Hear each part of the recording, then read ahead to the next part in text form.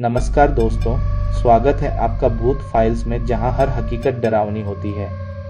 अगर आप असली डर की कहानियों में विश्वास रखते हैं तो आप सही जगह पर हैं। आज मैं लेकर आया हूं एक ऐसी सच्ची घटना जो एक छोटे गांव की खामोश रातों में अब भी गूंजती है। यह कहानी है छत वाला साया की। तो लाइट बंद कर लीजिए, हेडफोन लगाइए और तैयार हो जाइए इस डर के सफर पर मेरे साथ। स्थान उत्तर प्रदेश का एक छोटा गांव नरसिंहपुर। मुख्य पात्र विद एक 23 वर्षीय युवक दादी गांव में अकेली रहती थी। पंडित जीत गांव के तांत्रिक, वो साया जो छत पर रहता था। गांव की ओर लौटना, रवि दिल्ली में नौकरी करता था। शहर की भागदौड़ और शोर से तंग आकर उसने 1 महीने की छुट्टी ली और अपनी दादी के पास गांव लौट आया।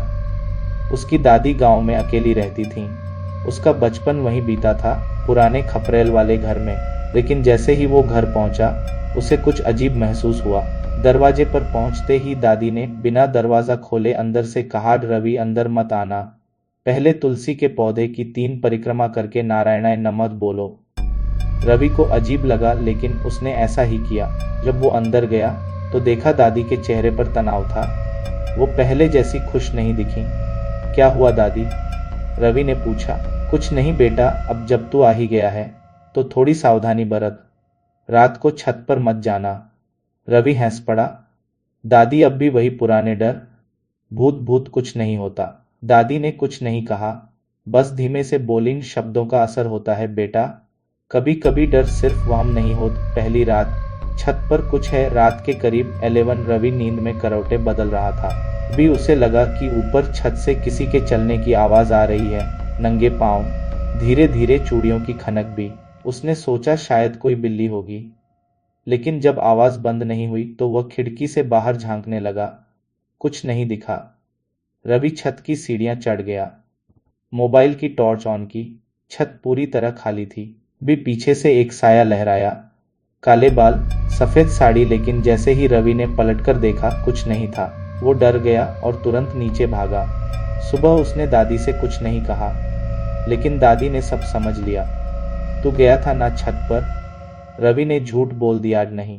काली रेखा और निशान। अगली रात फिर वैसी ही आवाज आई, लेकिन इस बार रवि ने छत पर नहीं गया। सुबह उसने देखा कि उसके कमरे के बाहर जमीन पर काली राख से बनी एक रेखा थी, जैसे किसी ने जानबूझकर खींची हो। उसके नीचे एक सूखा नींबू और 2 लाल मिर्च रखे थे। दादी ने तुरंत सब साफ कर दिया और कहा, अब देर हो गई है, आज पंडित जी को बुलाना पड़ेगा।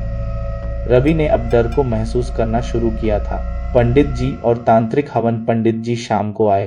उन्होंने पूरे घर में मंत्र पढ़े, चारों कोनों में हवन कुंड रखवाया और कहा, ये कोई सामान्य आत्मा नहीं है, ये उस घर की साया है जो वर्षों पहले इस छत पर मरी थी। रवि ने पूछा, कौन? पंडित जी ने बताया, 40 साल पहले इस गांव में एक विधवा महिला रही थी, श्यामार। लोग कहते हैं कि वो टोना टोटका करती थी। एक दिन गांव वालों ने उसे इस घर की छत से फेंक दिया। उसे डायन कहा गया था। उसकी आत्मा अब भी इसी छत से बंधी हुई है। रवि हक्का बक्का रह गया। काली रातर सामना। उस रात अमावस्या थी। पूरा गांव अंधेरे में डूबा था। पंडित जी ने कहा, आज रात सबसे खतरनाक होगी, कोई भी छत पर ना जाए, दरवाजे बंद रखना। रवि लेटा था, मगर नींद नहीं आ रही थी। अचानक दरवाजा खुद ब खुद खुल गया। एक तेज हवा आई और लाल चुनरी जमीन पर आ गिरी।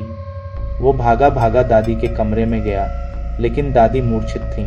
तभी पीछे से वही आवाज, चूड़ियों की खनक, नंगे पांव। रवि पलटा, वही सफेद साड़ी, काले उलझे बाल, आंखों से खून बहता हुआ चेहरा। उसने सिर्फ इतना कहा, ये मेरा घर है, तू क्यों आया? रवि ने हिम्मत जुटाकर कहा, अगर ये घर तेरा है तो मुझे जाने दे, मैं तेरा कोई नुकसान नहीं करना चाहता। लेकिन साया चीखने लगी, अब कोई नहीं जाएगा, सब यहीं रहेंगे मेरे साथ, मुक्ति या धोखा। पंडित जी ने जब रवि की आवाज सुनी तो वो कमरे में आए और उन्होंने साया पर हवन की राख फेंकी और जोर से मंत्र पढ़ने लगे। वो साया छटपटाने लगी, चीख चीख कर कहने लगी, मुझे इंसाफ चाहिए, मैंने कुछ नहीं किया था, मुझे जला दिया गया। धीरे धीरे वो साया राख में बदलने लगी। अंत में उसने एक मासूम आवाज में कहा, मुझे न्याय नहीं मिला, लेकिन अब मैं जा रही हूँ। सुबह का सन्नाटा। अगले दिन सुबह गांव पूरी तरह शांत था। दादी को होश आ गया। रवि ने पंडित जी का धन्यवाद किया। घर अब पहले जैसा शांत था, लेकिन रवि ने निर्णय लिया, मैं अब दादी को लेकर शहर ले जाऊंगा।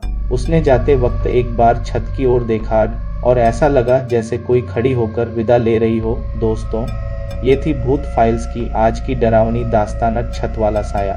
क्या आपने कभी छत पर किसी अनदेखे साये को महसूस किया है?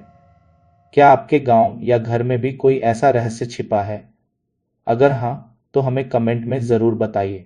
वीडियो पसंद आया हो तो लाइक करें, शेयर करें अपने दोस्तों के साथ और चैनल भूत फाइल्स को सब्सक्राइब करना न भूलें।